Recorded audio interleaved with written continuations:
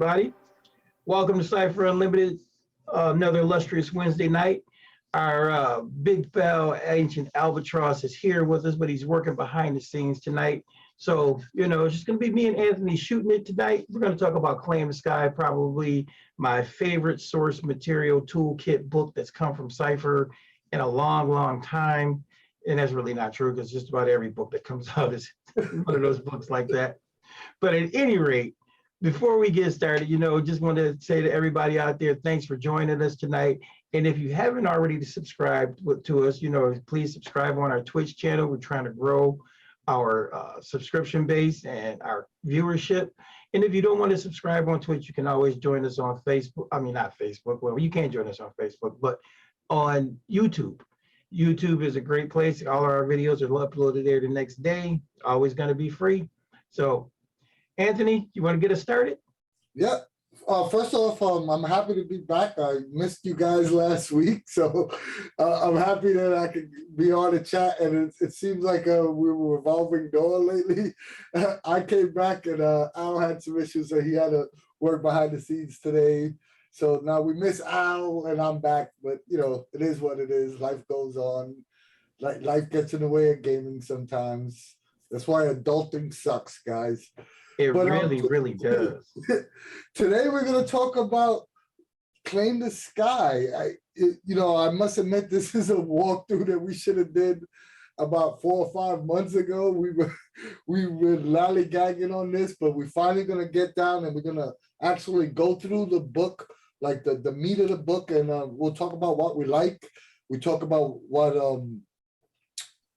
powers we think are really cool. We'll talk about the setting.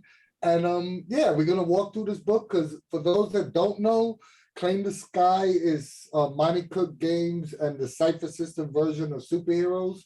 It's their superhero toolkit book. It does have a setting included, but it's more of a toolkit book because they give you options to play every type of superhero genre you can imagine. So it's a really fantastic book. This is not a review, it's a walkthrough because everyone knows we love this book to begin with.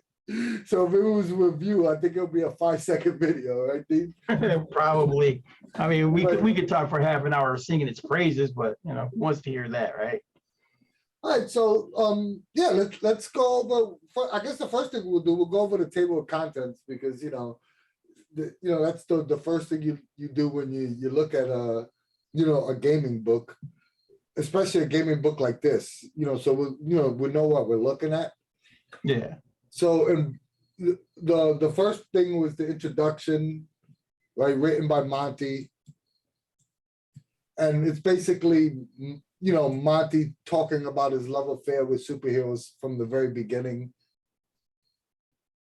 He does relate a great story in the book, about how he was waiting on a copy of Villains and Vigilantes and all this stuff. He's told the story on the show. It's really cool. It is a good intro. And I think it sets the stage for the entire book in of itself. Yeah, absolutely. Yeah, like we're not gonna read everything verbatim because what's the fun in that? You're gonna want to play this yourself. You're gonna want to absorb it if you haven't already absorbed it. So let's go into part one, which is first of all the cover image for this part one is the gaming with superpowers. This is a dope image. I really love this picture. Yeah, it is a good picture. So, Dean,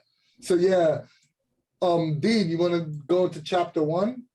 All right. So chapter one is building a superhero. It starts on page 6 of the book. And really what it does is it opens up the door. It sets the tonal quality of what they're talking about overall in Claim the Sky. I mean, they make references to a lot of different things. And they also, of course, make reference to, the world we live in today. Everything, superheroes are a big cash grab in Hollywood and so on and so forth.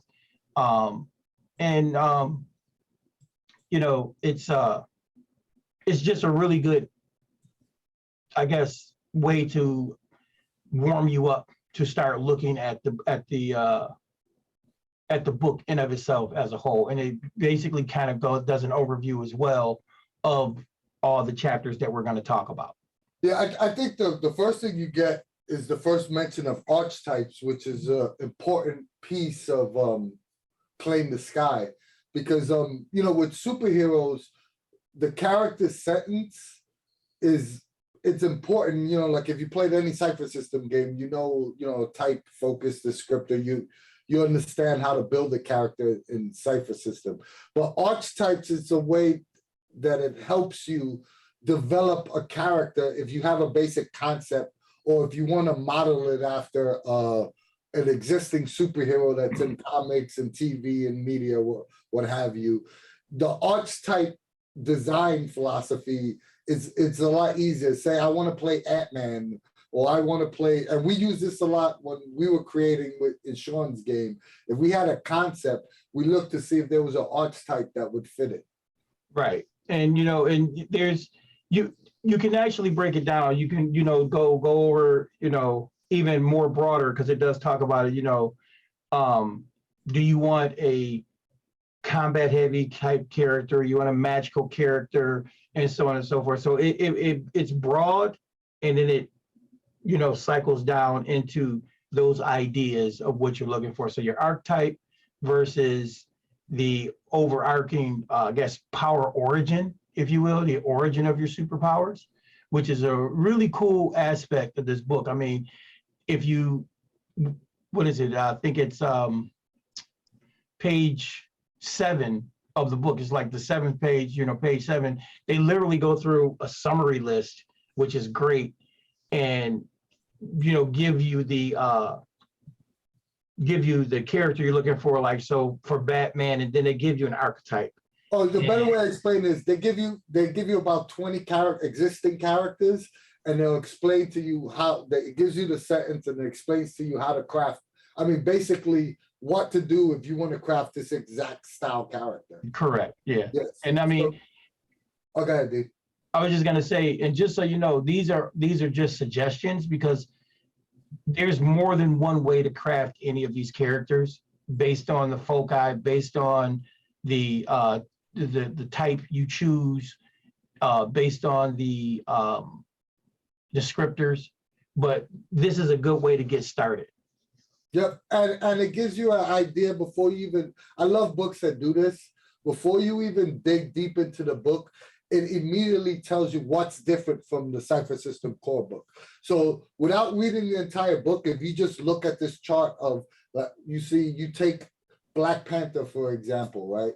You know, the sentence is an honorable warrior who needs no weapon, but the archetype is master martial artist. So just by looking at that, you know that if you have any style of martial artist type character that you want to create, you could go look at that archetype first, because it's good. Most likely it'll give you a better understanding of how to create that style of character. And just to touch on another one, but before we move any further, I'll pick Spider-Man. He's an amazing explorer who moves like a cat, and the archetype is bug hero. So you know, like, you have a basic idea of, hey, I want to create this style of character. Let me look at that archetype first before I do all the heavy lifting myself, because chances are that Sean K. Reynolds might have did some of the work for you. Right. You know, and it's really cool, because this section of this particular chapter of the book, you know, it gives you all those things, you know, not just the archetype that you're going to look at, you know, to develop the type of hero, but then it gives you a section on power sources. Where is their power coming from? Is it magical? Is it because they were, you know, like Spider-Man, bit by a radioactive spider? You know, is it a latent mutation?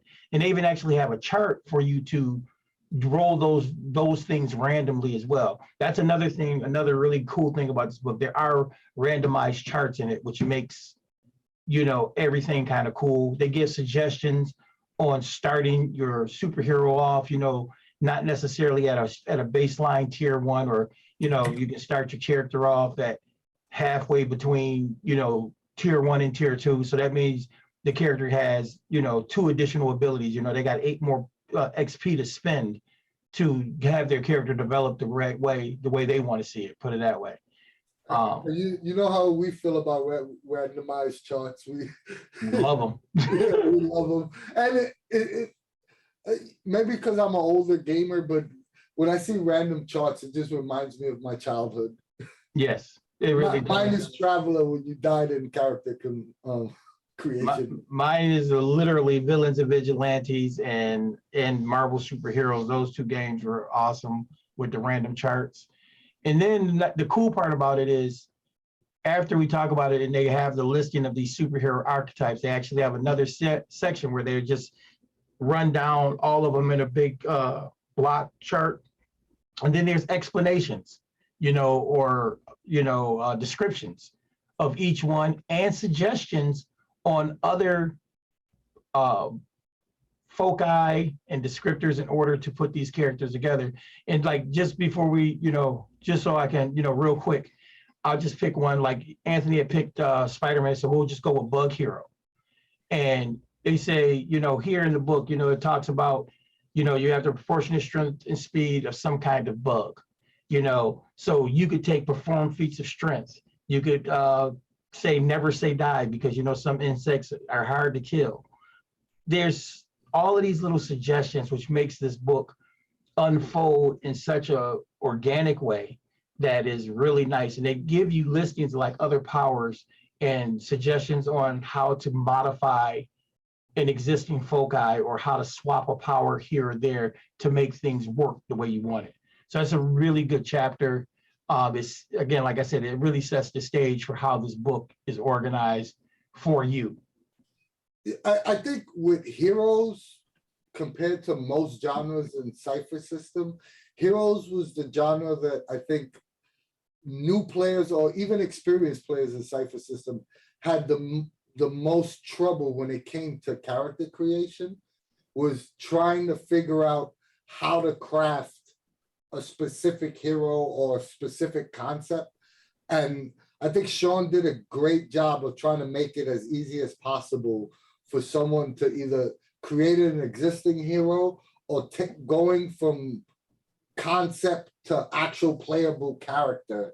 He provided a lot of tools in this book to make character creation as simple and easy as it is in other settings like Numenera or The Strange or what have you. Because I think that Supers was the one genre that, you had a brief explanation in the Cypher core book, but it needed more info. Like, it needed to be fleshed out for people to be able to create the characters they want. Yeah, I mean, especially if you're new to Cypher, especially if you're new to role playing.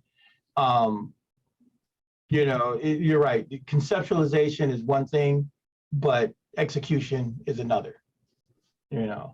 So go ahead.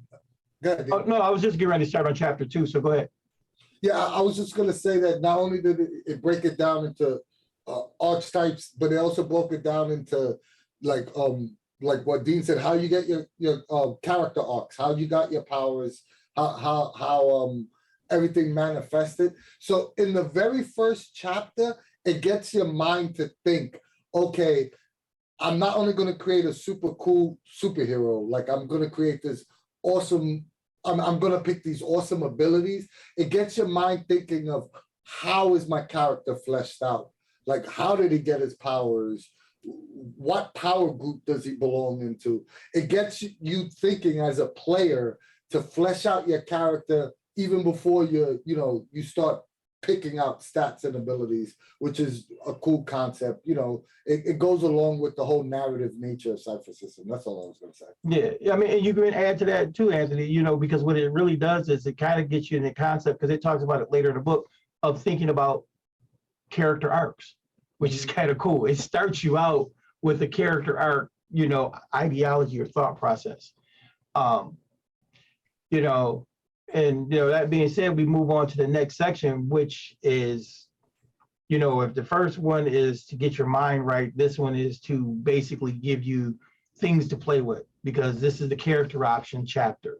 And character option chapter is great. I mean, it opens up with new descriptors, and they're all, comic book related descriptors, they all work for that type of ideology, because we all have seen the the book, the Mighty Thor, the Amazing Spider-Man, the Uncanny X-Men, and they literally have these descriptors built right into the game.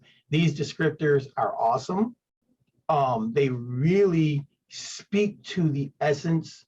Dean, what page are you on? Page 42 is chapter 2, 44 on the PDF. All right. Oh, what you call that? So I think we kind of cut some things then. What did I miss? Because that's chapter 2.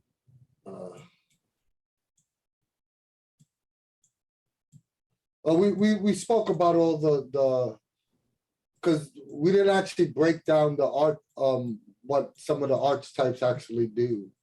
Oh, I thought we did when we talked about Bug Hero, and I was talking about name any or discuss any of them. We talked about Bug Hero, we talked about Spider-Man, but we can go back. I mean, hey, dude, you talking? This is what I like. This is my place. So come on, which one? All right, so yeah, let's go back because we want to give somebody an actual feel of what it is. Well, what are some of the cool archetypes that you enjoyed? You know what? Actually, one of the archetypes. Let me look at this chart real quick because I'm right here by the chart. You even better. I got a die here. I'm gonna roll a random one. Okay. And random archetype is. So I'll roll one, you roll one, and then we'll discuss. Okay. My random one is a power replicator. You rolled on the chart? Yeah. That's archetype power. Okay. So let me go to power replicator.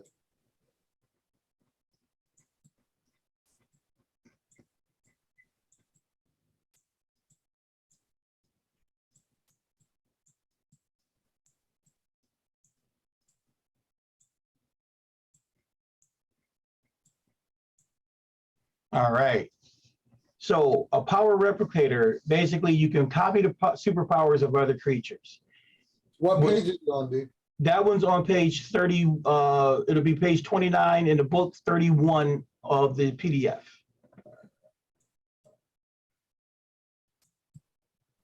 All right, I'm here. And it's basically, this is kind of an interesting one because it's like your choice of focus is very specific, but you have a ton of options on how your power manifests.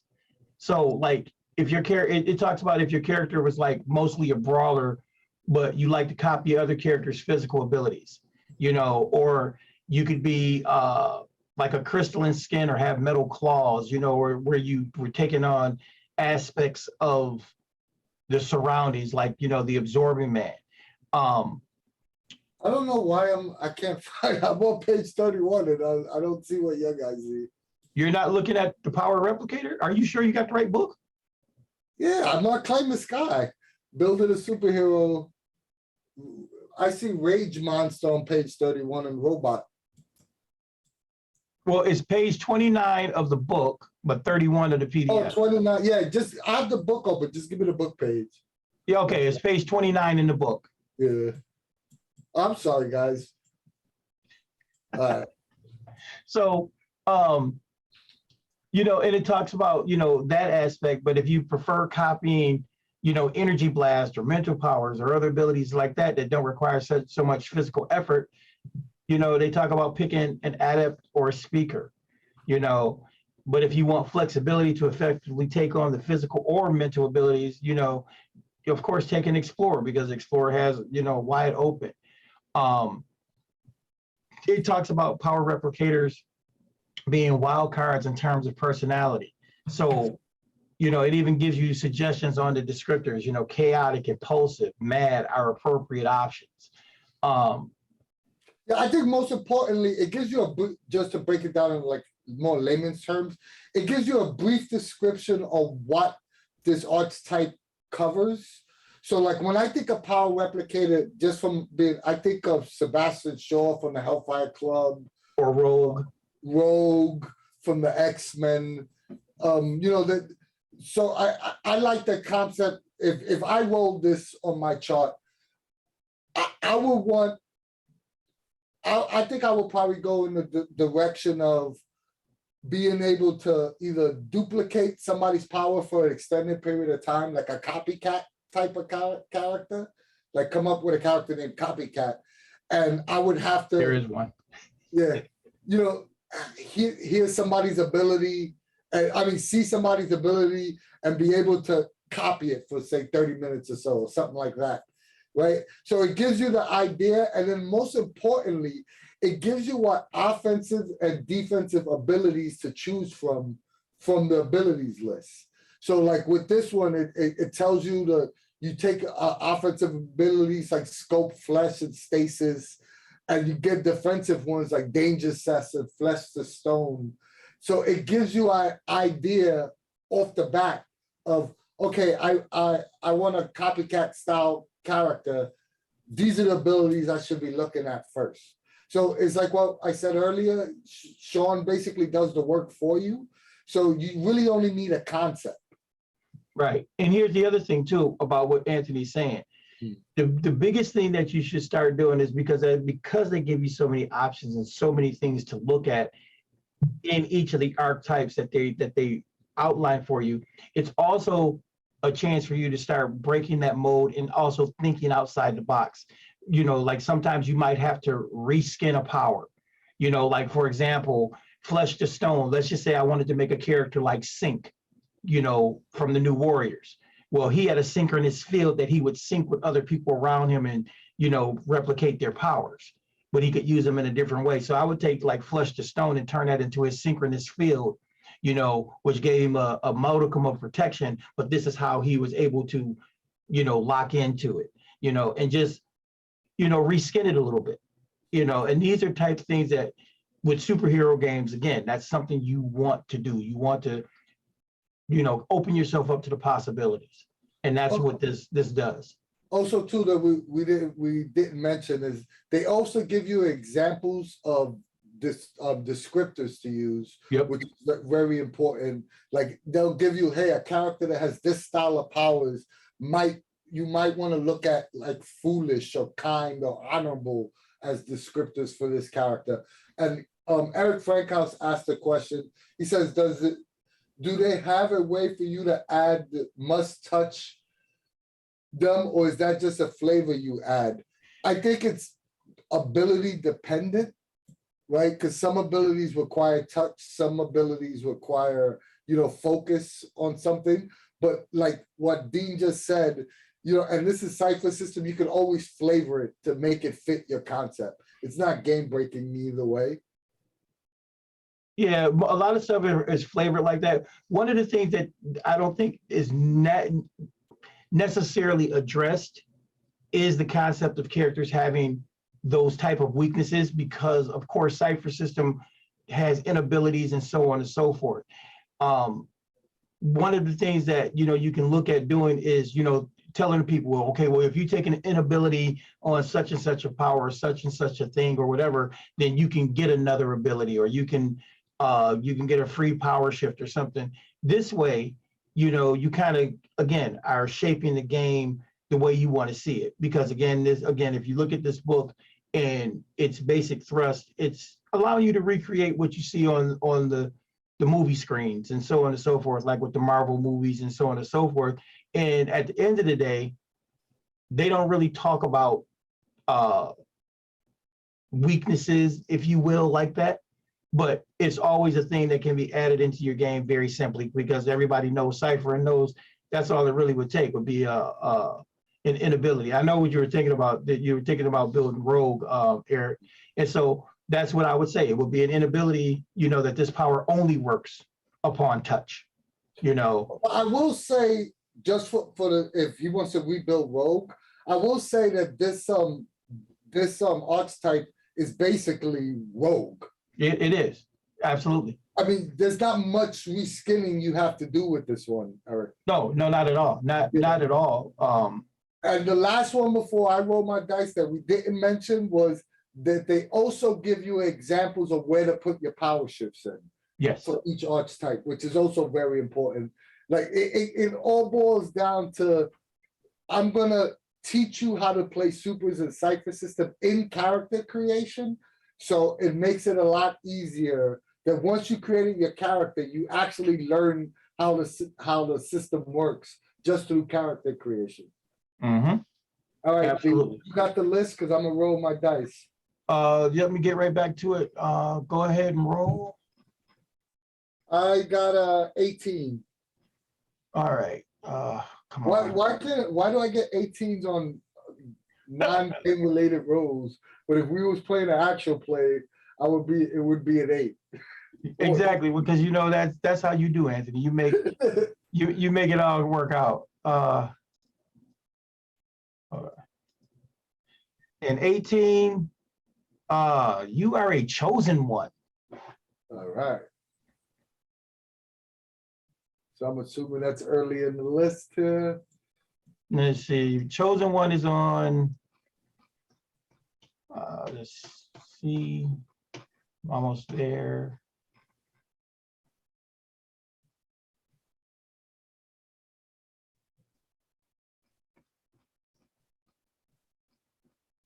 Okay, maybe I looked at the wrong chart for you, Anthony. Oh, you wasn't on the Oh, you know what? I was on the power origin chart. Hold on.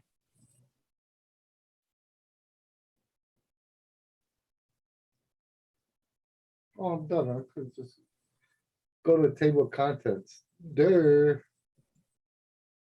I forgot that this is hyperlinked. All right, so you wrote an 18, Anthony. Yeah.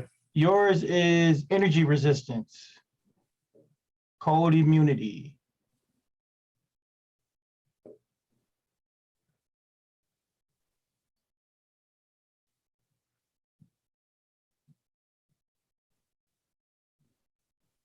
So that one doesn't have, you know what, that's interesting.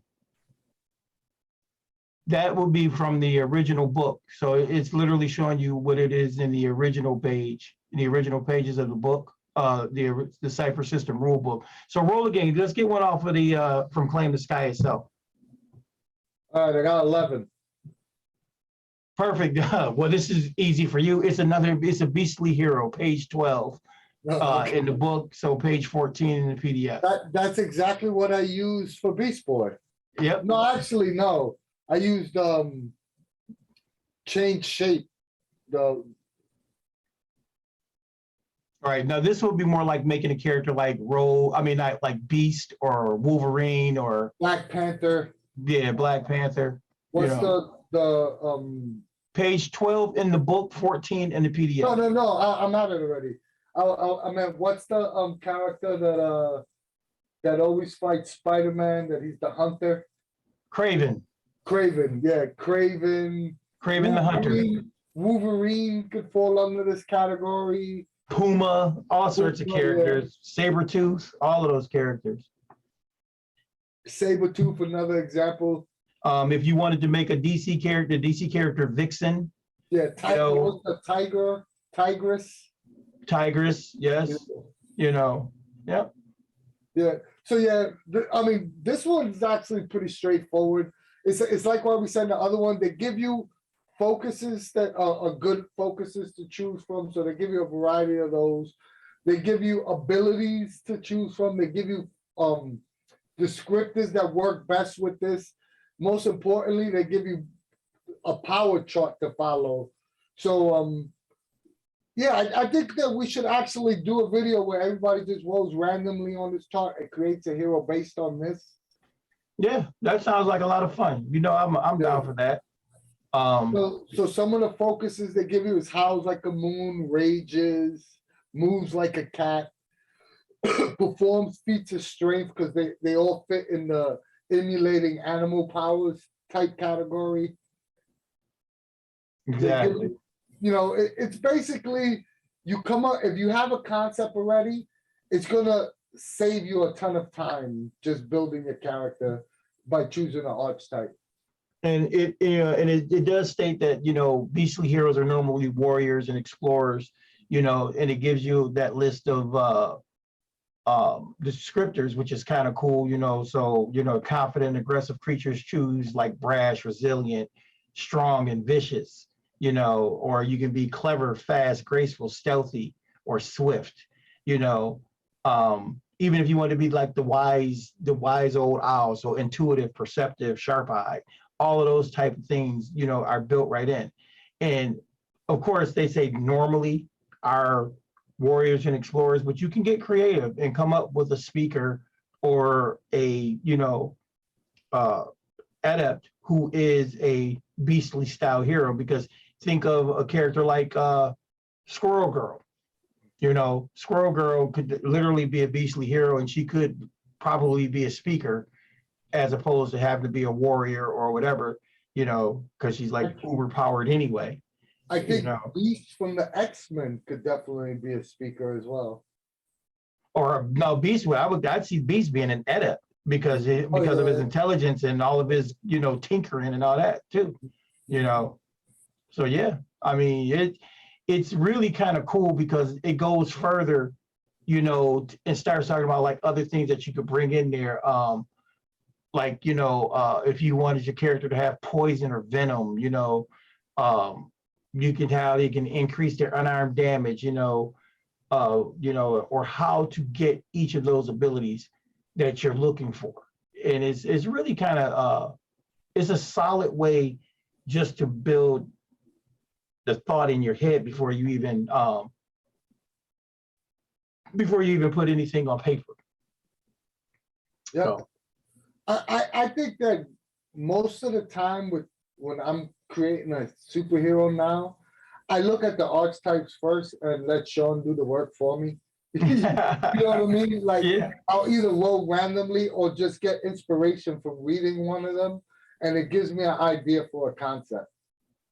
Oh, absolutely. I mean, even if I have a concept of my own, I'll try to find the overarching archetype. Like if I wanted to build a character that was shot bolts of energy, and all that kind of stuff. If I wanted to build an Icarus type, then I'm going to go look and find the energy generator or the energy manipulator type character and see what's available, and then see what path it takes me down. Because like you said, it's great for that reason alone. All right, so chapter 1 basically it's basically helping you flesh out your character, flesh out your concept, right? And then in chapter 2 we really start getting into the options you have when creating your character. Right. So character options, it starts out literally, like I was saying before, with new descriptors. Yeah. And it's literally, like I said, those descriptors, just like they would describe the characters on the cover of their comic books. We had the sensational Spider-Man, the amazing Spider-Man, the mighty Thor. They literally have all of those words as new descriptors. And they are very much focused towards the ideal of being superheroes. And this was something Anthony and I had talked about, is using 2 descriptors. I mean, of course, you can use one of the Claim the Sky descriptors and then use one of the ones from the regular Cypher System book, which really would make your characters kind of, it makes the characters just come alive. They kind of pop when you do that. And we mentioned this in previous videos, but it's worth mentioning again. Claim the Sky descriptors are a lot more powerful than any other descriptor in any other Cypher books. So just be prepared that if you have one person using a Claim the Sky descriptor and one person not using a Claim the Sky descriptor, there's a big difference in power level with these descriptors, or at least I feel so personally. I think every one of these descriptors either gives you a +2 to one ability and pluses to another pool, and some skills in the descriptor with I think all of them have multiple skills given and an ability attached to it. So well let's just look at one. Let's right, let's look at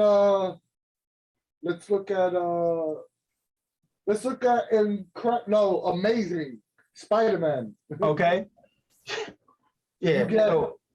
+2 your speed pool, +2 additional points divided amongst any pools. So you can add +4 to speed or +2 and 1/1 or +2. So it's already helping you min-max your character, right? You train in initiative and stealth tasks.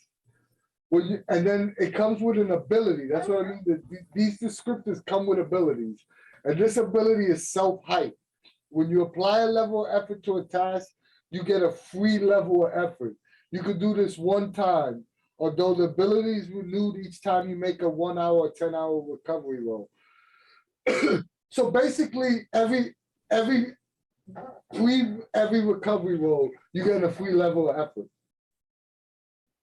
Which is crazy. Yeah. You know, you spend a level of effort, you get a level of effort, and let's just say your character already has power shifts in that same particular ability. You know, let's say your character has a power shifts already in agility. You know, so you want to do some, you know, amazing maneuver or whatever the case may be. You know, that would be one of those scenes like when you look at Spider-Man and he closes his eyes and lets the spider sense take control. You know, I know why it was done this way, because it's done to replicate with superheroes. We're doing superhero shit, and we're gonna, you know, we're gonna tell superhero stories. But right. I will say this: if you're using the Cypher core book along with this book, right, it's gonna make a lot of the descriptors in the Cypher core book look suboptimal, if that makes any sense. Well, it does, and you know, it does and it doesn't. Again, I think it's what you're, again, like you said, what type of story you're telling. Because like even with you know, with like looking at Amazing, we forgot to say, it also comes with an inability. Yeah. And the inability is your sudden appearances are startling to regular people. Positive social reactions are hindered. Villains and other superheroes aren't affected by this. But yeah, this is the one I took for Beast Boy at Sean's game. Remember, because I had the tail and blue skin. Yeah, yeah. So what I was saying though is these do offer, you know, a boost in power in that respect, but they are solely limited to your superhero persona. If you really think about what most of the new descriptors are, they literally kind of fall into when you're in costume or whatever. I mean, but I could see using these same descriptors if you were, you know, toning your game down, running something a little bit more gritty, you know, where so let's just say you were limiting the number of power shifts that a person could put in a particular ability. Like if you're running a really gritty game and you say, okay, you're starting out with 3 power shifts and you can only put 1 power shift in any one ability. But then you have this amazing descriptor. Well, of course, at times you can exceed that. You can, and that gives you that sense of, again. I wasn't saying that they weren't like cool to use in any superhero. What I meant was, I meant it more in the sense, Dean, that if I have 2 players, right, using these descriptors, and I have 1 player that insists on using a descriptor from the Cypher core book, I might give them something additional just so it kind of balances out. Oh, no, I wasn't arguing what your point was. I agree with you 100%. I'm not saying that. I was just saying that, you know, there are also other ways to kind of handle it, in ways that you can, you know, look into the benefits or detractors of it. I just thought, like, I don't think they should be nerfed in any way. I'm not saying that. I mean, I'm just saying that if. Oh, no, I wasn't going to nerf you. Yeah, as a GM and you're playing with, like, say 2 people got this descriptors from this book. Somebody has amazing, somebody has incredible, and then two of your players have descriptors outside of this book. I might let them either one pick up an additional skill or something like that, just so just so these don't totally outshine the other descriptors. That's what right. And I agree with you 100%. You know, 1,000%. This book, every descriptor in here is awesome, right? I just wish they would have probably had maybe about 4 or 5 more. Yeah, it would be nice, you know. But it's also kind Every of, one of these are awesome. but it's also kind of inspired me to make some new ones too. Yeah. Yeah. So if we look at that, so we start out with the new descriptors, and then what it does is it goes right on page 47. You get into new foci, Yeah. and surprisingly, there's 1, 2, 3, 4, 5, 6, 7, 8, 9, 10, 11 new foci in this book. Now a couple of people have complained that a couple of the foci were from other books, like Wields an Enchanted Weapon was from God Forsaken, and Touches the Sky is from the Cypher System core rulebook. But they fleshed them out in such a way that they are actually, new. And again, when we were talking about how they talk about each of the foci and how you want to use it and how it's going to look to you. So just on a humbug, I guess we might as well let's just take. Hold on, let me just touch on what you said there, D. I'm gonna say this because I say this in a lot of videos, right? A lot of the books have repeat things. Yes. That's because the expectation is that not everyone owns every book, right? So if they put something like Wields an Enchanted Weapon from another book, they're expecting that someone just purchased a superhero book because they're interested in superheroes. They're not interested in God Forsaken, or they're not interested in Gods of the Fall, right? That's why they do that, because they know that descriptor or that focus or whatever it is that's being reprinted is in a different book because it fits the genre.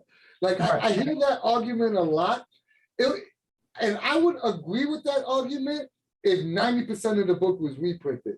But I don't see anything wrong with a descriptor or a focus that fits the genre being reprinted in the setting book, because it just makes sense. It's basically, hey, I want to know Wheels of the Chapter, because the complaint would be the other way. If someone says, oh, Wheels of the Chapter weapon would be good for a superhero character, what book is that in? Exactly. Oh, it's in God Forsaken. Oh, damn, I got to buy another book to create my superhero? That would be the complaint you would hear. Right, and that's the thing that, for me, I agree with you 1,000%. I have no issue with seeing stuff from a previous book in a book when it works. Yeah. Just like I was trying to explain to somebody else, they didn't reprint a lot of stuff that was in the Strange, in the what's the Strange book, Lost in Translation or in Translation. That book has some awesome foci that would work for superheroes. And I'm saying it's got to be a good 20 foci in that book. So, if you don't want to buy another book, but you're looking for stuff, there's another book that, would have a ton of resources. So yeah, it goes both ways. So you want to grab what you want to pick one of the foci and talk about it? All right. I'll pick one. Okay. Soars on Amazing Wings. One of the complaints people had with Cypher System core rulebook about flight, that it was tier 3, so I couldn't create a superhero that could fly at tier 3. This solves that problem. Not only do you get wings that you're capable of flying, right? They also, without jumping the gun, they also gave you flight as a power shift, right? I know it seems like there's a little bit of focus in this book, is because I think that Claim the Sky isn't necessarily focus dependent. It's more about building a focus to create what's your best character. But all the focus that are in here, I just took Soars on Amazing Wings, and it says many amazing superheroes can fly. Some even have wings. You can use your wings for movement and attack speed. This is basically creating Angel, any of the winged superheroes, Hawkman, yeah. Eric, you do bring up a good point. I will agree with you on that point. Some of the art being reprinted, I would agree. It would be nice to see all new artwork, you know. But in the same breath, it's not something that's gonna, make me not want the book. So I'm gonna go right on down to that particular focus, Anthony. Yeah. Let's see, soars on amazing wings. There's sculpt her light. All right. So the cool part about this is that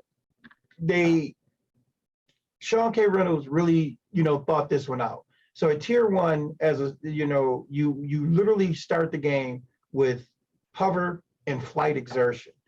And hovering, of course, is still hover like normal. Flight exertion really allows you to fly for a short distance every round.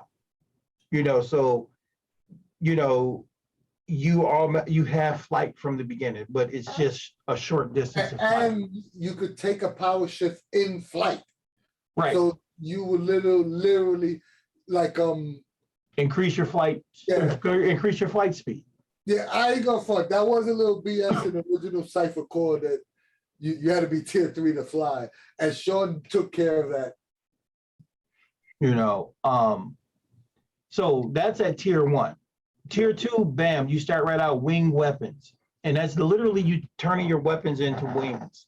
So, whether you can do like Archangel and hurl, bladed feathers from your wings, or if you, do flybys and smack people with your wings, or, whatever, you basically weaponized your wings, which is, really cool. At tier 3, of course, tier 3, you always get your, choice of a power. So they got acrobatic attack, which basically is in the Cypher System core rulebook on page 108 or 110 of the core rulebook.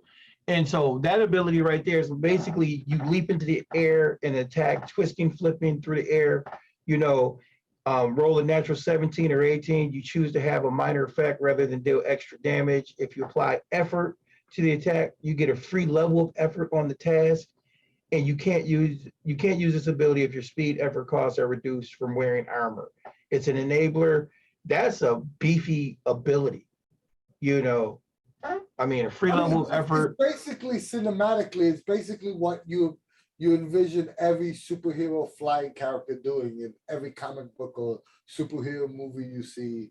The acrobatic spinning, doing the dodges, the rolls midair. Right. You know what I mean? That's what if you think about it, that scene in the Winter Soldier, Captain America Winter Soldier, when the Falcon is flying around the helicarriers and he flies in up underneath and he tucks and does the flip.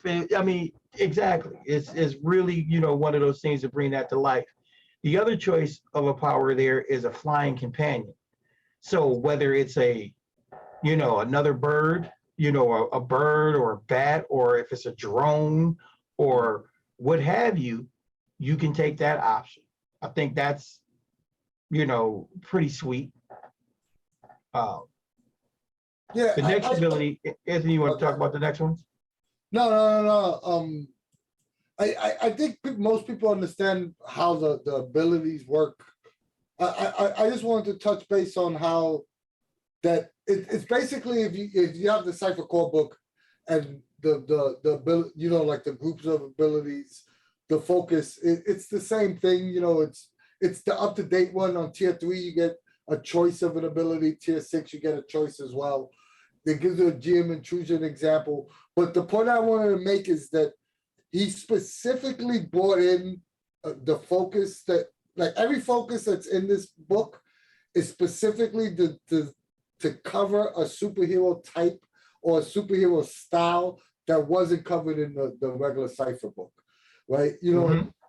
Like they really listened to people's complaints when it came to supers and they really went out of their way to try to cover those. So if you look through the book without giving away everything, it kind of touches all the major bases. And like what I said earlier, and I think Dean mentioned prior is the character sentence is important, but the way Claim the Sky works, it's really about picking your character sentence out and then swapping out, which we'll get to later, but swapping in and out the abilities to really round out your character and your superhero. Mm-hmm. So that's, the character options. Those are the additional options that are brought forward. We're gonna move on to chapter 3. Oh, no. You skipped the new abilities, which is the most important thing, dude. Well, I was saying because we talked about it. Because the Flying Companion was a new ability. That's what I was saying. Did you want to talk about absolutely. the other abilities? That's the one thing that most people will want to know. And there was only 10 focus. There is, I think, over 60 new abilities in there. Yeah, something like that. Yeah. Because basically, they are fleshing out the all the foci. Yeah. So, that they build. I mean, they literally, have foci in here for, building the Invisible Woman. So, I mean, if we're looking at just A alone, 1, 2, 3, 4, 5, 6. There's like 7 new abilities, just, when you look at it alphabetically, 7 new abilities that fall under A, and then it goes on to talk about all of these additional abilities, which are cool, for casting illusions, people who want to command animals, the copy and power abilities we were talking about, charging up your weapon, boosting Cyphers. that's kind of beefy right there alone. That's to create that tinkerer character. All right, this is what I was talking. This section right here, this is the meat of Claim the Sky. This is what Claim the Sky does differently than any other Cypher book, right? Claim the Sky encourages you to not be so dependent on what your focus and the script to give you, but it allows you to be able to pick and choose what you want your character, not so dependent on what your type and focus give you, but it allows you to be able to pick and choose to flesh out what your character is. And they give you over 60 new abilities to choose from. It's actually, what it encourages, Anthony, not even just the picking and choosing, it's full-on customization. Yeah. It's full-on customization of your superhero, because it really is that portion of Cypher at its finest when you could say you could have 2 characters who are the same type with the same focus but be totally different. Yes. Which is pretty doggone awesome. And then again, you can take that to another level when you think about it. You can have a character, make them 2 different types, but take the same focus. I mean, in different descriptors. And, like if you say you wanted to create Power Rangers, you could literally do Power Rangers, maybe give all the characters the same focus, but you flesh them out differently. And not only that, it's also worth mentioning without going into the type book, because we want you to purchase the book and read it, of course. But there's also, they have abilities here that they'll have in a variant version of the same ability, and it'll explain to you how to change it, like with animal shape form. I think Body Morph has one as well, that they have different variants of the same ability.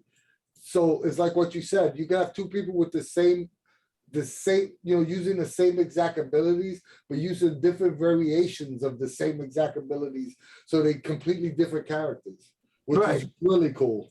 Yeah, that's what I'm saying. That's why I used the example of like the Power Rangers or, the Thundercats. Yeah, everybody has a underlying theme, but they're all unique. So. Yeah, I could spend hours just going over the ability sections, because I think this is where the book really shines. Yeah, this section, but the next section has got to be probably my favorite thing. That's why you were rushing. Yeah, it was. It probably is. It falls in the rules. It's where we talk about the superpowered rules, and the first thing that they give us in this section is power shifts. And it probably is one of my favorite things because, you know, this is something near and dear to our heart. Dean, before you go, so explain what power shifts are. Yeah, that's what I'm saying. You know, power shifts are basically free levels of effort in order to replicate superheroic things. So like if you had a super strong character and you put 3 shifts in might, then that means all of his strength related things are 3 steps easier. So let's just say he wanted to pick up that you know, Prius over there, and you said it's a level 4 ability. You know, it's a level 4 task for him to pick it up. Well, for this character who has 3 natural power shifts, it's only a level 1 ability. So that way it replicates, you know, those things, and they fall in various categories of ideology and so on and so forth. And so that's what I was saying about it being near and dear to our hearts, because we had done some stuff, and, you know, Sean K. Reynolds just basically, you know, took some of our house ruling and made it part of the book, which is so cool, you know. And Anthony had brought it up earlier. So Anthony, tell people about like the Prodigy Power Shift, what it is. All right, before we get into that, let me just explain out the original Cypher System core book had a set of power shifts, right? Sean expanded on that and added additional power shifts. One, which I mentioned earlier, he added flight, he added prodigy, he added savant, right? Let me see if there was any other power shifts from the original one that he added. That's it, I think, right? Yeah. He added savant, he added prodigy, and he added flight. Flight took care of the, hey, I can't fly, why I gotta be tier 3 to fly problem. Spend a power shift and you have flight automatically. That problem is solved, right? Before I go to savant was, hey, I want to create the super skill based character. Why do I? This argument came up a lot in Numenera too. But why if I have a warrior, I don't have that many skills? Right? I can't be a good fighter and a skilled monkey at the same time. Savant solved that problem, right? Take a power shift with Savant to get the additional skills to flesh out your character. And like what Dean was saying, Prodigy allows you to take, swap out lower tier abilities for higher tier abilities that you feel make sense for your character, right? So you could give up a power shift and take a tier 3 ability or a tier 2 ability at first tier, right? So your superhero, like if you want to make a superhero that does one thing really, really well, but that ability happens to be a tier 2 ability or happens to be a tier 3 ability, you could give up your power shifts. No, you don't give up a power shift, Anthony. You give up a lower tier ability. So, for example, because essentially, if you take in the Prodigy power shift, you're giving up the power shift because that's all. Well, yeah, you're giving up the power shift for another ability. You're right. Okay. You confused me. Yeah, you basically giving up a lower tier ability and a power shift in order to get a higher tier ability, right? So that's awesome because that stops the whole argument. Oh, I can't be the Hulk. Yeah, you could be the Hulk. You just got to take a Prodigy power shift, right? You know, which is great. Okay. No, I'm just saying it's great. It breaks the mold on exactly what we're talking about. It allows you, like if you wanted to make Nightcrawler, you know, they literally put a teleporting, you know, character focus in here, and you know, a prodigy ship would allow you to do the Nightcrawler thing, like bamfing around the board, you know, the field of battle multiple times and stuff like this, but you would need a power shift to do it. And they break, since Prodigy is kind of a powerful power shift, right? I should have chosen a different choice of words, but it could be very game changing. They have a whole page describing on exactly how to do it and what's the best advice to give in crafting a character. So it's, you know, it's really I really love what they did with power. I mean, me and Dean were messing around with power shifts in the Cypher core book, but I really love the fact that Sean went this route because I think power shifts is the best, not only for supers. I think power shifts is a mechanic that can be utilized in almost any genre if you're creative enough. Right. You just have to be smart with how you do it, you know. And well, let's just move forward with power shifts. We were talking about power shifts. This was something else we did, and we were doing it, you know, which is kind of cool again, is now, but it's a whole section in of itself called power stunts.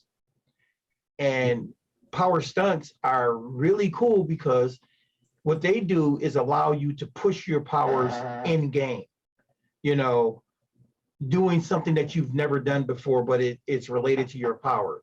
So, you know, they give some examples like a lightning blaster hero shooting the electricity farther than normal.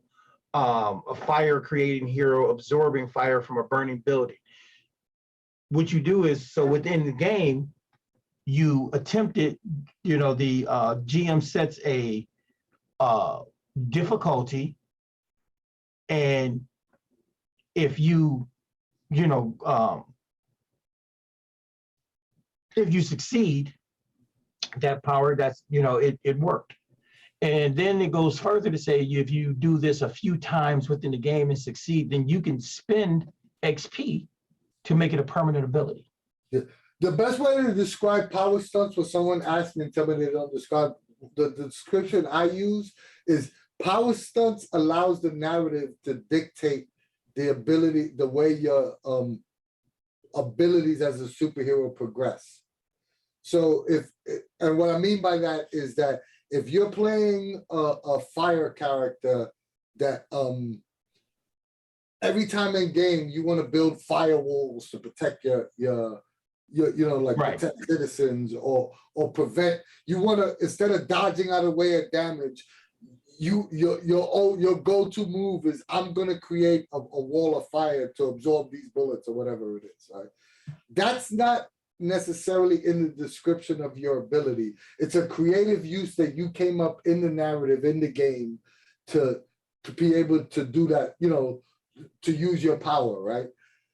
The more you do it, the better you get at it, right? So maybe the first time, Dean, you asked me to roll a roll when I wanted to prevent somebody shooting a bullet, I created a wall to absorb this. The more I do it, 3 sessions later, someone, the Hulk could be throwing a car at me, and I want to build a wall that's gonna hold this car from hitting me, a firewall, right? That's out of the range of the ability as written. But since I've been using this style, like this technique, you know, throughout the course of several sessions, I've become not only better at it, I've become more powerful at that specific, like, style of a, you know, style of attack, right? So the narrative is dictating how strong I am at a specific ability. That is an awesome game design. It encourages players to look at their abilities and think outside the box, and you become more powerful without necessarily tearing up, if that makes any sense. Right. So yeah, and I mean, they give, like, you know, different examples of how to do it, you know, and then of course, like you said, you know, you do this 3 separate sessions, you do it, you know, you have downtime, you know, for the character, you can explain it in a narrative that the person is practicing and so on and so forth. You know, one of the games I was running on the server actually had somebody, you know, wanting to use their boot jets, you know, like afterburners, you know, and so that what it was. It was like, okay, how are you shunting? You know, you're shunting power to your boot jets, you know, and you had to do some calculations. Okay, it's a level 3 task to do it this time, or a level 4 task, and so on and so forth, until finally, you know, they got this down to a science. You know, 3 sessions later, now they spent the XP, and now they can, you know, use these afterburners on their boot jets anytime, you know, they're willing to, you know, make the difficulty roll. It just works out really nicely. It's actually basically modifying your abilities on the fly, and it's actually broken down. They break it down. It's either difficult, which is a level 4, formidable, which is a level 7, and impossible, which is a level 10. Right. You know. And then they also give you rules on how to permanently get the ability. You know, once you perform the same task several times, then you can make it a permanent ability in your repertoire. You spend 2 XP and your character essentially gains the ability that you've been so it's like adding extra abilities. Exactly. Really cool. Something else that's in this book, you know, something that Erica had talked about, there are charts. There are charts, you know, difficulty levels to give you a power range of, you know, what's baseline, you know, in their thought process. These can be easily manipulated or modified to your game world, but at least you have a baseline to work from. You have an idea of what's what, you know, which is also quite cool. And they actually gave Eric the chart that he specifically asked for a long time ago. The chart about lifting and throwing stuff. Yeah. It gives you the difficulty task for all that, right? You know, and I know that was one of the stuff that we spoke about long time ago. Yeah, sure did. You know, but they give that chart. They also give the other one he talked about, which was the distance chart, you know, distance and speed chart. I don't think it's as accurate. I mean, not accurate, but it doesn't go as in depth, but it's good enough. Like I think Cypher as a core design, you know, it's never gonna be GURPS level of right. You know, of mechanical nature, of mechanics. Mechanical nature. But it gives you the general reference, you know, it gives you like basically a general idea of difficulties for lifting and throwing stuff. General idea for difficulties for what you call it, movement. Right. Well, that's what I'm saying. One of the cool things that I think was added in was like, you know, for characters with tremendous leaps. You know, having super leaping ability. That's pretty cool. Huh? They have the same chart for super speed as well. Yeah. But I'm saying how it's just like a mechanical thing that's like actually added right in, you know, so strong characters, you know, you can leap, you know, dozens or hundreds of feet, which is kind of cool that they've actually got something in here and it's got a little formula, you know, it's nothing earth shattering like Anthony said, but it's just enough that it works for Cypher, you know. They also go into discuss high level roles and how GM should be using high level roles. Because once again, Cypher System has a baseline roles, but all that goes out the window when you're dealing with superheroes because you just got to think. You immediately a power shift eases a task by 1 or 2 steps, right? You also got effort that allows you to ease tasks. So tier 1 superhero characters could easily hit a 7 or 8 and knock it down to a 1 or 2 roll, making it super easy to do. So they, you know, the target numbers in Claim the Sky are a lot higher than traditional Cypher System, other Cypher System settings. Right, so they go up. They explain you to bear that, you know, to take that into account. Yeah, you know, they like you said, they go up to 15. And then like, you know, more stuff in this whole rules section, which is nice. They touch on also you know, high-tech devices and, you know, uber powerful creatures, you know, talking about gods and kaiju and giant robots and vampire blood gods and all this kind of stuff. They talk about that right within the pages of the book, you know, which is kind of cool. So if you want to have that, you want to have, the Age of Ultron robot attack the city, you know, if you want to do that, or if you want Godzilla, you want your superheroes to fight a Godzilla monster or something. All this stuff is right here, and it talks about how you can handle those ideas as well. Then it moves right into high-tech devices. So, you know, your Iron Mans and cyborg characters who are, you know, developing stuff, you know, talks about how to jury rig, be innovative, modify devices and do it faster than normal. So Al, could you go to the picture right before chapter 4? I just want to say something about this.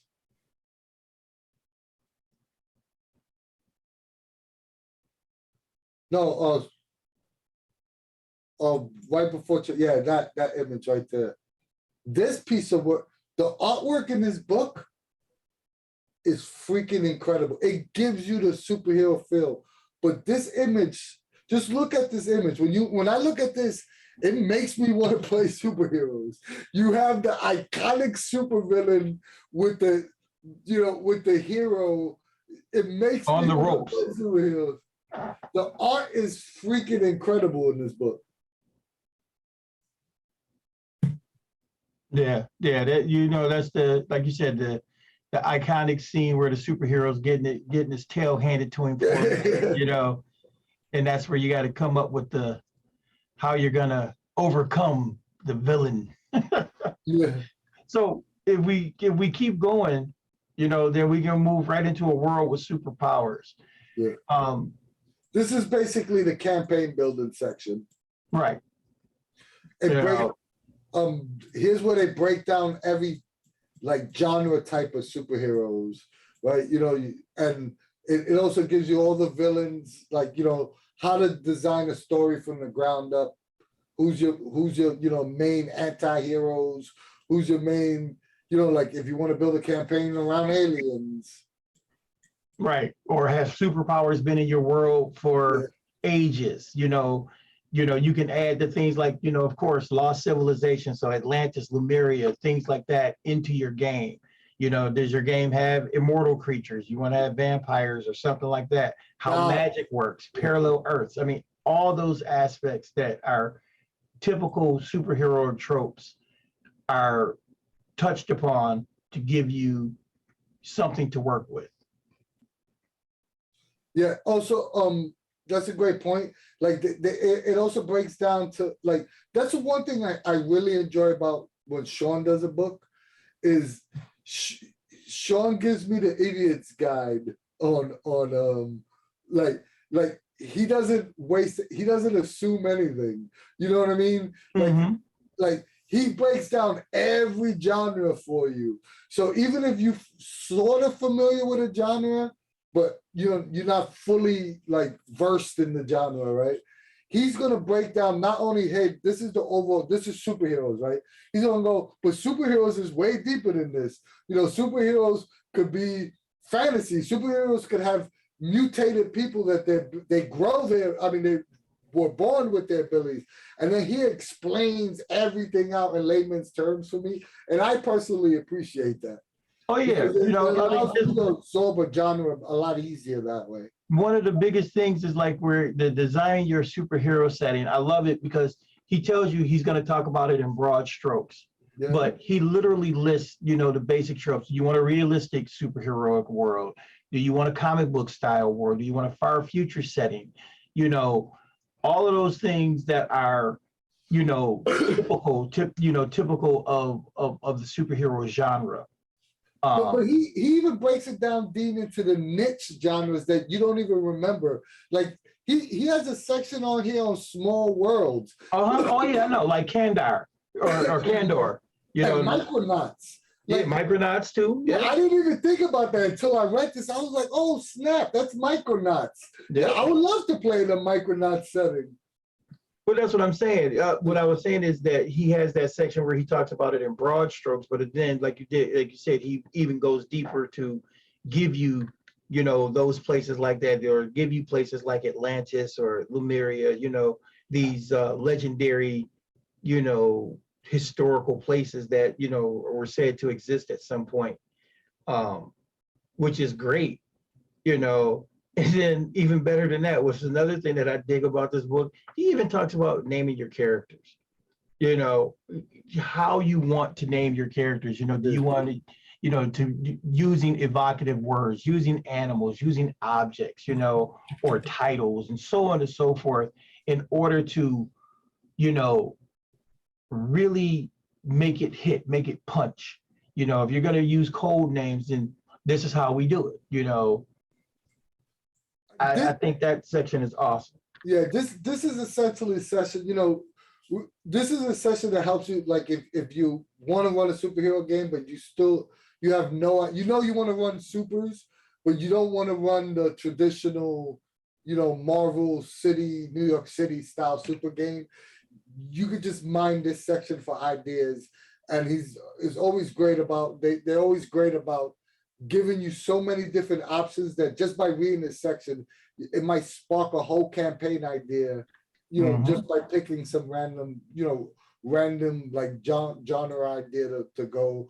And the list, he's giving you over 40 or 50 different varieties of supers and routes you could go. So this is awesome. It's like what Dean said. It gives you, he also gives you character name ideas. That not only works for superheroes, I use this a lot for my villains. So, what you call it. So, that's awesome.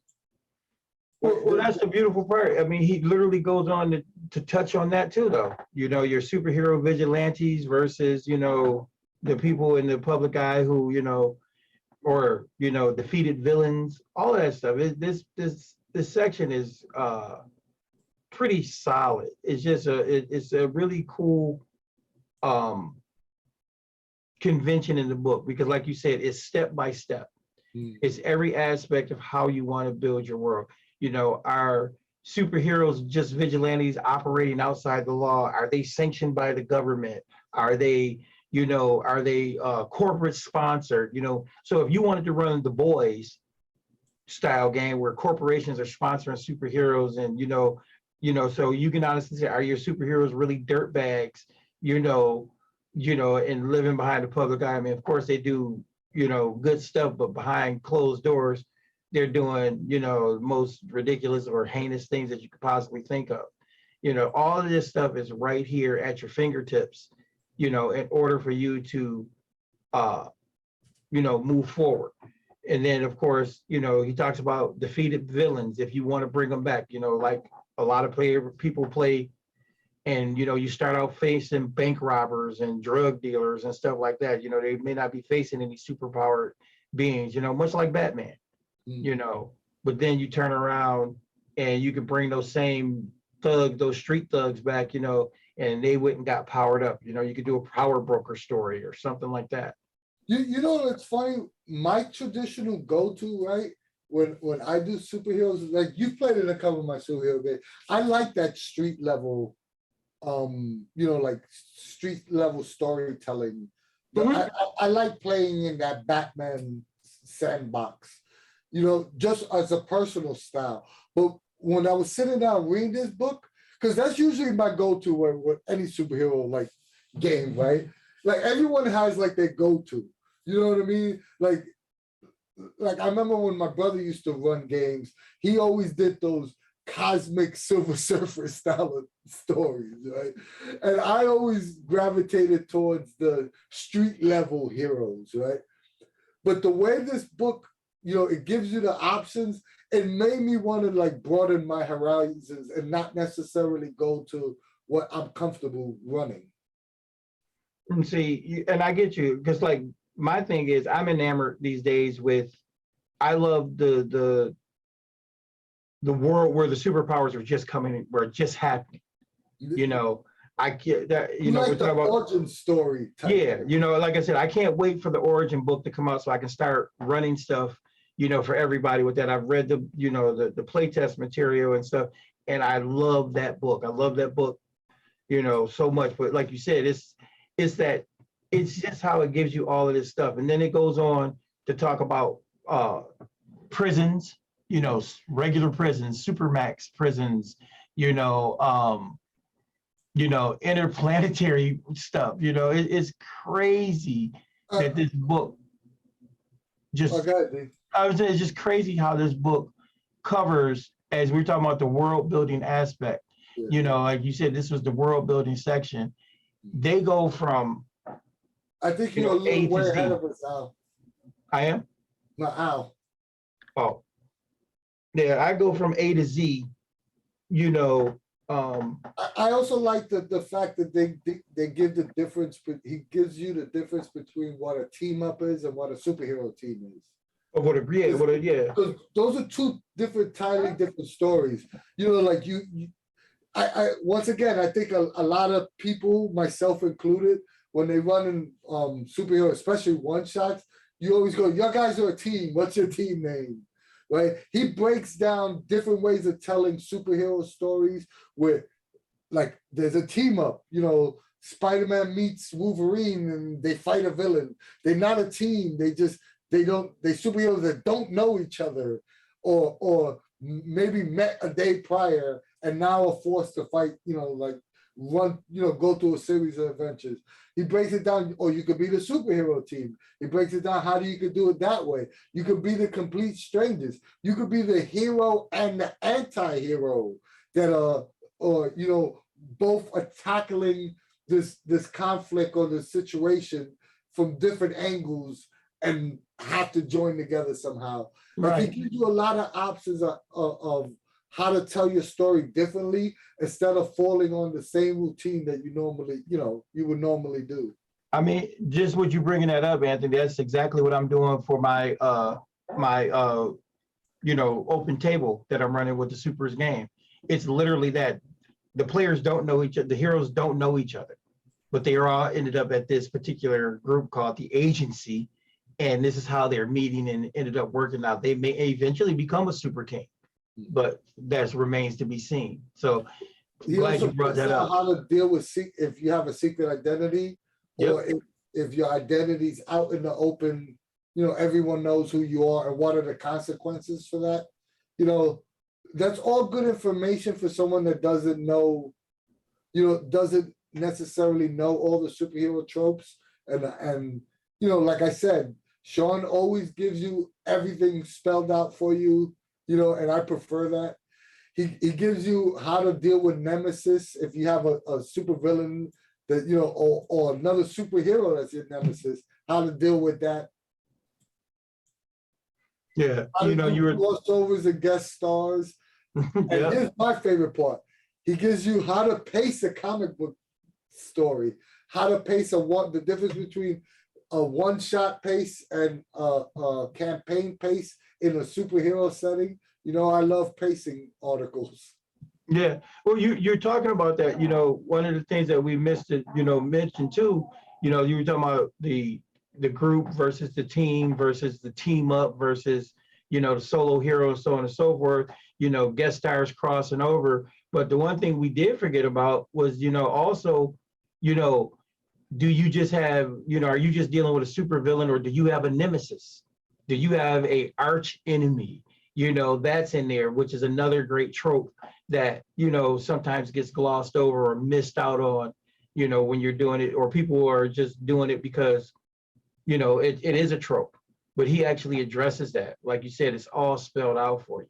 Yeah. You And know, then he gives you a ton of advice in running superhero games on how to utilize cliffhangers, how to use action to dictate the narrative, how to start with action. Because, you know, running a superhero game is a lot different than running a lot of other, you know, like the story could build within the fight scenes, you know, like the villains always monologue in the fight scene. And you could, so it's a different mindset in running a superhero game, a different way of relaying the narrative and your information to the players that you would normally do in, say, a fantasy game. And he gives you advice on how to do that to have the most, you know, effective storytelling and make it seem like a comic book. mm-hmm. You know, other things that it talks about too, and this is especially for like the game master, is like with characters being able to change the narrative or aspects of the story being character driven, you know, so and how you reward that, you know, to encourage your players to do that, to bring those in. So you can have the classic reversal, you know, everything is going one way and, you know, you find out, you know, one of your trusted allies is actually the villain, you know, or you move it a step further and do the, you know, change it back again, which he talks about. It's really cool, you know, that, you know, you find out that the character who betrayed you only betrayed you because, you know, he was trying to save his wife or trying to save his family from such and such, and he had no choice but to do what he had to do, you know. And talks about weaving the stories together, so you could have an overarching story arc going on with all these episodic things going on every week, but there's an overarching story that's happening that you only give them snatches and grabs of, and then it's like a big reveal. I really dig how this book is set up. I mean, yeah, it's chock full of excellent GMing advice. I mean, we could basically go on forever. Like everything in this book, you could come up with just reading the GM section, you could come up with a campaign idea just by one of his suggestions, or at least multiple sessions. So we don't want to like really tell you everything word for word that's in this book, but there's so many great ideas. Even I read this whole section already, but just flipping through it, I'm like, oh, I forgot this was in there. This is so freaking good. Like, like I just flipped on a page and it's basically a little article explaining how the PCs should always seem to be getting more powerful as the sessions progress. It's just like great campaign advice. And other things that, which we experienced, we got to experience, characters who in one aspect are not that powerful. They may not be, the most powerful character, but because they have an ability that offsets, what you're used to dealing with or what your characters are. For example, like when we were playing with Sean and he had that speedster. She wasn't that powerful, in a sense of how many points of damage she get to take or anything else, but because she moved so damn fast and had however many actions in a round, she was formidable. She was scary, and it makes you as a player have to think outside the box as well. How am I going to contend with this? The character may only do 4 or 5 points of damage, but they can attack you 3 times. So 4 points turns into 12,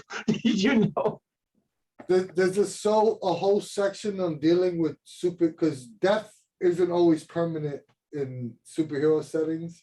There's a whole section dealing with death for characters. There's a whole section dealing with death with supervillains and how, death may be permanent in certain settings, but everybody knows that death isn't permanent in superhero settings. Plenty of superheroes have died multiple times and come back. He explains all that out there for you as well. Then he has a whole, the next section is basically character plot hook ideas. He gives you 20 different character plot hook ideas. You have a short time to prep for a session. Just roll on that chart and I'll roll. Let's see. Or I won't roll. I'll pick up one randomly. The PCs accidentally end up in the future, and it's a dark version of their own present where things have gone horribly wrong. Things are too grim and too far gone. Let me see. What number is that, Anthony? That was 4. To fix the future, but perhaps they can learn what went awry so they can return to the present and make changes to avoid this dark fate. It was a fun alternative. Only half the characters travel through time, and the other half of the group plays older, perhaps haggard versions of the present day characters. That's awesome. That's like how in a superhero book, where he basically gave you 3 or 4 sessions of your campaign. Just roll this dice and build out from this one little character. And he has 20 of these. And I mean, that's really cool because you think about it, you could literally do that session, like you said, take half the characters and make them the alternate version. So you tell, 3 players, or say you got a 4-man group. You have 2 players get to be their older version. So they get, to be, the group is say tier 2, but you let them be tier 4 or whatever. It's cool. You know what I would do? I wouldn't even tell my players. I would have them show up, right? And then the first scene, I would be like, it's a park. You sit in the Central Park, right? And you overlooking the pond and you see a couple of pigeons land on the bench. One lands on your cane. You turn around and look, and you look at your partner or whatever, and her hair's grown a lot more gray since you last remembered her, right? And then they'll be like, what the hell is going on? And they'll be like, you are 20 years older than you were last session. And I'll be like, yo, here's your sheet, here's your new abilities. Exactly. Yeah, exactly. You know, and then the other character, then we'll fade to black to another scene. And then, you know, then you do the young version. You know what I mean? Right. And that was just me thinking like, you know, 2 seconds of how would I handle this? And that's the point. That's the whole point of this section. It's like really cool. Yeah. And it really, you know, it really opens the door for all of that, you know. And he gives you 20 of these. Which is awesome. And then, and that was that whole section. We can't like spoil everyone. And then he gives you the cool thing for the person that doesn't want to do this like me. He gives you a whole different versions of bases, a superhero bases.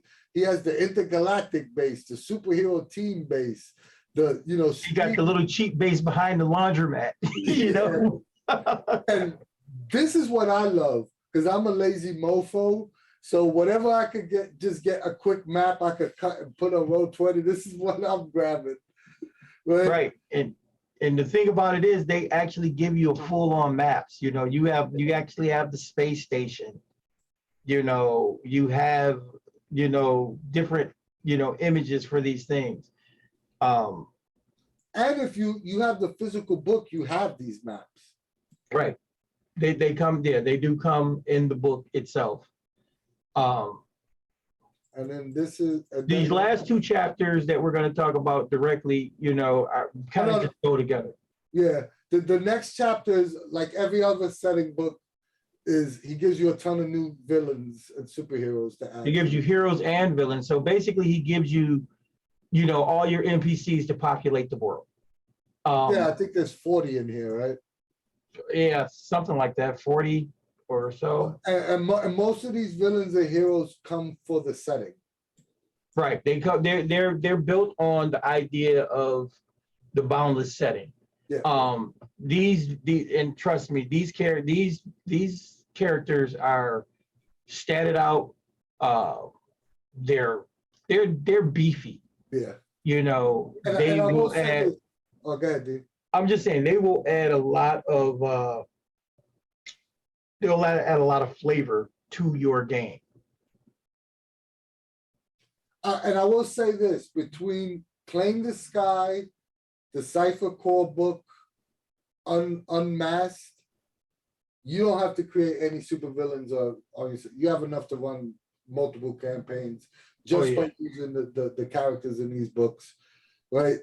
I tend to, me personally, I tend to like to take a character in a rebook and then reskin it to whatever idea. But if you don't want to do that, you have enough material, even with the Claim the Sky book, you have enough material to run at least a year's worth of adventures just with this one book. Right. Exactly. I agree 100%. And I've actually used creatures and stuff, you know, villains from this book in my my open table already. They work awesome. They're great, you know. And I also appreciate, and this can't be said for all their books, but I also appreciate in this book specifically that he hits every tier. He has, you know, he has the street level villains. He has the, you know, what you call it? Cosmic heavies. Cosmic villains and the Paragon. He does everything in between, you know, anywhere from tier 3 to tier 15. So he covers everything in here for you. And the artwork is freaking phenomenal in a lot of these images. You know, and then we jump right into the section that a lot of people like too, are ciphers and artifacts. Yeah. You know, there are, you know, he said in this section, they actually introduce power boost ciphers and consolidate the 2 efficacy boost ciphers in the Cypher System rulebook into one cipher with variable effects. So ciphers have been modified, you know, in interesting ways. where you can, boost your stunts, or boost your power shifts, boost your range, energy boost. These are all, right there at your fingertips, along with, new artifacts, we saw in WandaVision, they had the dark hole. So now guess what? They got the darkest book, the space ring, if you want Green Lantern's ring type of idea. I mean, just all these different things are right there, and it's not a lot of them, but it's enough that it's inspiring so you can see exactly what you need to do to create your own. Also, too, I look at it like this, is everything in this book is slightly more powerful than the Cypher core. But if you take, and that's with everything across the board, right? If you take something from this book and you want to use something from the Cypher core, there's nothing wrong with looking at and putting them, like stacking them side by side and adjusting whatever's in the Cypher core book to fit Claim the Sky.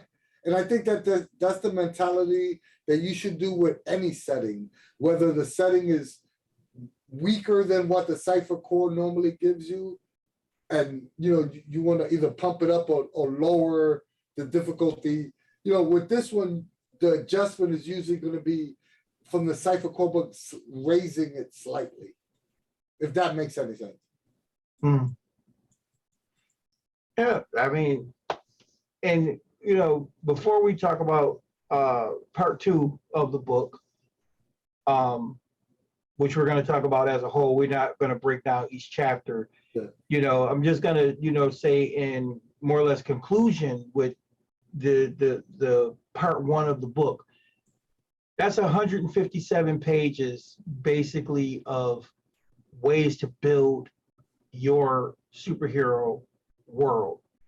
And what's different than other books is that, they're not giving you the baselines or anything else. This is just all tools. This is all for you to build the superheroic world you want to adventure in or you want to run a game in. I think it's brilliant. I love it. Eric Frankhouse asked, does the book teach you how to run different levels of supers together? He actually does have a page and a half of exactly just that, on running Paragon supers with street level supers and different tier levels. He gives advice on that as well. Yeah.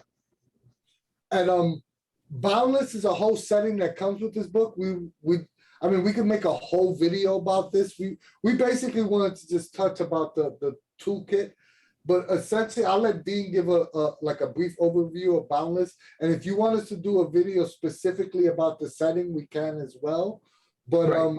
The setting is awesome. So Dean, you just want to do a quick overview of the Boundless setting is basically Monte Cook giving us, their version of the Marvel Cinematic Universe or the DCEU. It has, all the characters and villains that we talked about. This section of the book will reference them and where they, where the major ones fit in the hierarchy of the world and their power levels and so on and so forth. It also gives a brief history of this world. And this is a world where superpowers have been around for a while. It's really kind of cool that it talks about that. It also comes with 3 mini adventures to get you started, which are pretty doggone cool because, like I said, I've actually run one of these already. Ran it for Gen Con last year. And I think overall the Boundless setting, it could be expanded upon, of course, but I like it the way it is because it literally is every seed you need to make your own city. And what I would or not your own city, but your own world. And what I would probably throw out there to everybody is just think of it this way. If everybody used the Boundless setting, then we could make our own multiverse. We could make the Cypher System multiverse based on the Boundless setting. It would be freaking brilliant because, everybody would take that setting. We have the same baseline to work from, but everybody's going to do something different because none of us think alike.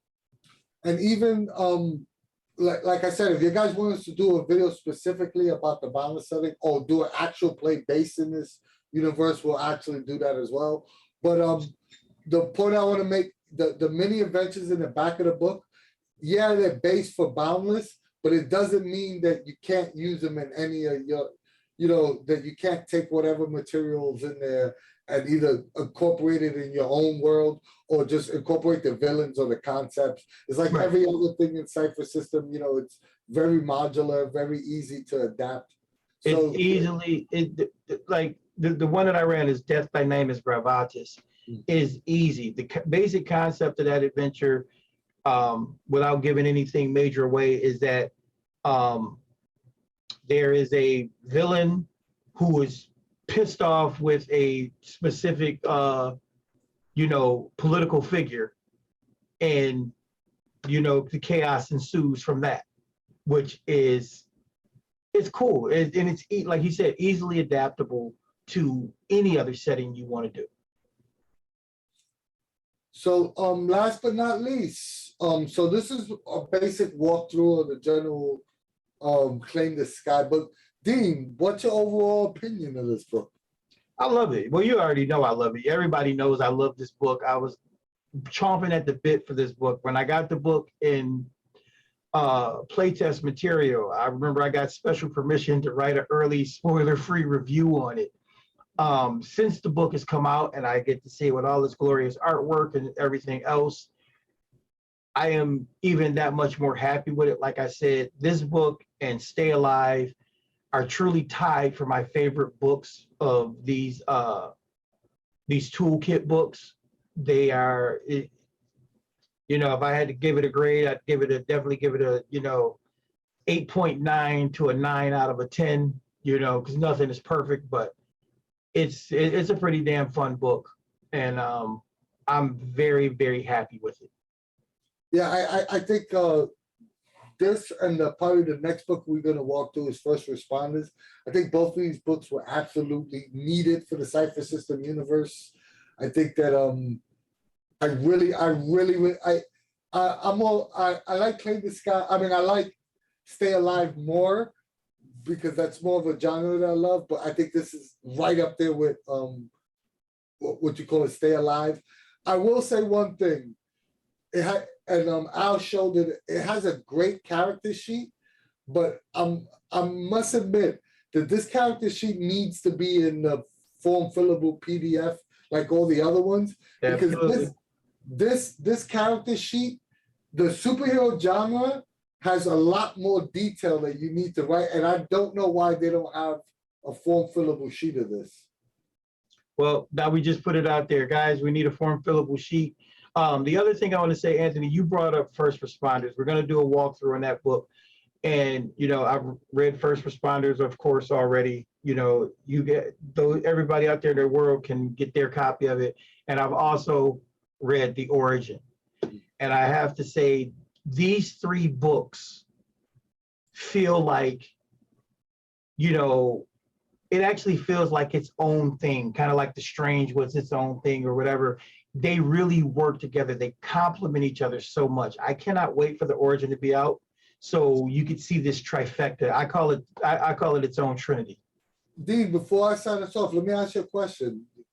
Do you think that Unmasked fits in that group too, or is it like do you think Unmasked kind of like made it obsolete?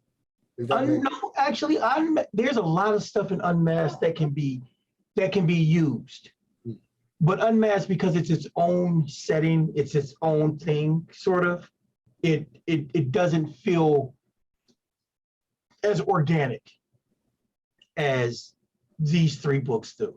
Even though The Origin is a full-on setting, it's a full-on ideal of a world, it's also very much it's also very much, customizable like everything else.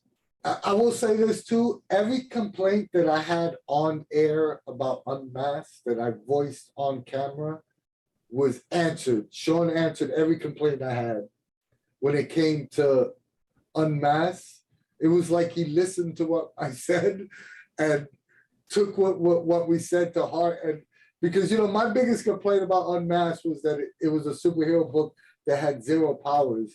And this book has, you know, it's overabundance of powers. Right. And my other complaint was like they didn't explain how to create superheroes. And he gave me every explanation you could possibly imagine. So thank you, Sean. Thank you, Monte Cook Games. I think this is a great book. Thumbs up all the way. And yeah, this is our walkthrough of Claim the Sky. Hope you enjoyed it. And if you like us and you like what we do, please join the Cypher Unlimited Discord. We have the largest fan-run Discord server for all things Monte Cook Games. We got close to 4,000 members and growing. If Discord's not for you, go to our Facebook group. It's not as big as our Discord, but we have great conversations being had there every day. If you want to support us, give us a like, share, and follow on YouTube. We'll greatly appreciate it. Like our videos, share it out. You know, follow us on YouTube. We're trying to get 1,000 subs there. We're going to have a massive giveaway when we do. So please go to YouTube and subscribe, or give us a follow and subscribe here on Twitch. We really appreciate that as well. If you can't do either, we still love you. If you want to support us in any way, give us a little donation on Ko-fi. Our videos are always free, but it helps us out with little things like Zoom calls. Or visit our online store and get some cool Cypher Unlimited merch like me and Dean got on. You know, we have all sorts of great things there. If you want to show your CU love and represent, you know, go to our Cypher Unlimited store and you can purchase many stuff there, including capes. Last but not least, we love you guys. And all I'm going to say, you know, as a wrap up to all of this, again, hey, everybody who came out tonight, thank you. Thank you so much for coming. Thank you for hanging with us. Just remember, Monte Cook is celebrating 10-year anniversary. CU is going to be celebrating our 5-year anniversary. And, you know, from us at the CU, we'll see you later.